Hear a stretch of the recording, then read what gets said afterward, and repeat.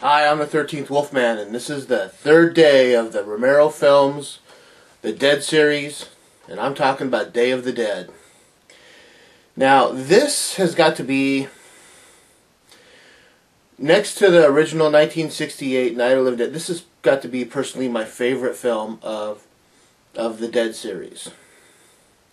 A lot of people love Dawn of the Dead, and I can understand why. It's a good film. But I don't know what it is, but I remember seeing this in '84 when it came out. I saw this and actually Return of the Living Dead within a week of one another. They were both out at the same time. I love this film. In this film we have a bunch of survivors living in an underground military bunker. And we have a doctor on staff that is trying to understand the zombies a little bit more, trying to get to understand, can they learn? He's kind of like a Dr. Funkenstein, man, if you would, or Frankenstein, Funkenstein, whatever, because he's funky with the things that he does. This is Bub. The guy on the front, this is Bub. He's a zombie. And this is the doctor's personal pet project. Teaches him to, or doesn't teach him, but hands him a gun that's unloaded. And he knows how to cock the gun. He sees a person in the military and he salutes. So they determined that Bub, when he was alive, was someone that was around the military. So they're kind of learning things. I love this about this. This really expanded the universe of the zombies. What they were like and who they were. This edition here, this is probably one of the best editions. Opens like that. Bub comes forward. There's the crazy doctor. And this is the 2-disc edition. This is what I was thinking of when I was talking about Dawn of the Dead. And then, as a bonus, you get the doctor's notes. And it's a little notepad, and it just has, like, drawings and thoughts that he has for all the zombies. Like I said, this is probably the best edition out there of this movie. A friend of mine, Kofi, brought to my attention that when I mentioned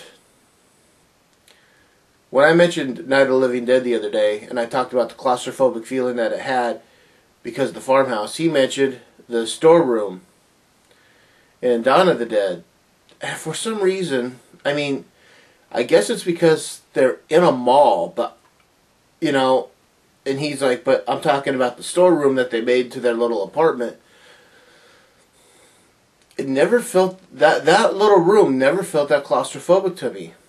I get where he's going with that, but I do feel that the bunker in Day of the Dead kind of has that feeling because the walls, they filmed it in a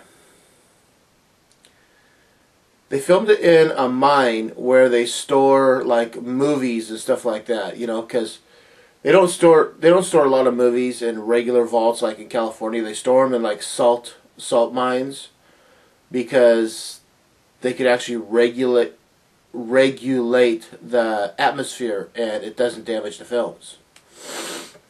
So that was the kind of place that this was, and it was kind of cool because the walls are natural, so it's definitely had more of a claustrophobic feel.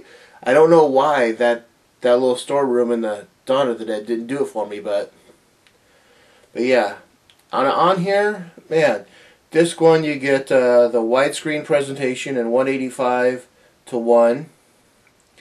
Audio commentary with Romero, Tom Savini, Laurie Cardell, who is Chili Billy Cardell's daughter from the first movie. The guy that he was a news anchor in the first movie. I wouldn't say anchor, I guess. He was a news reporter on the scene.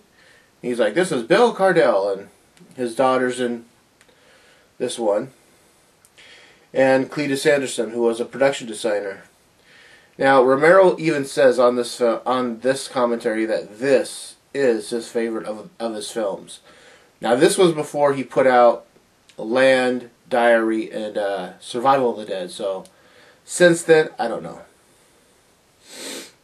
In Disc 2, you get The Many Days of the Dead, the all-new 39-minute documentary featuring interviews with Romero, David Ball, Tom Savini, Greg Nicotero, Cletus Anderson, Chris Romero, Laurie Cardell, Joe Pilato, and Howard Sherman. You also get behind the scenes a 31-minute production footage of the makeup by Tom Savini. Audio interview with Richard Liberty. Wampum Mine production video. That's where it was filmed, was at Wampum Mine.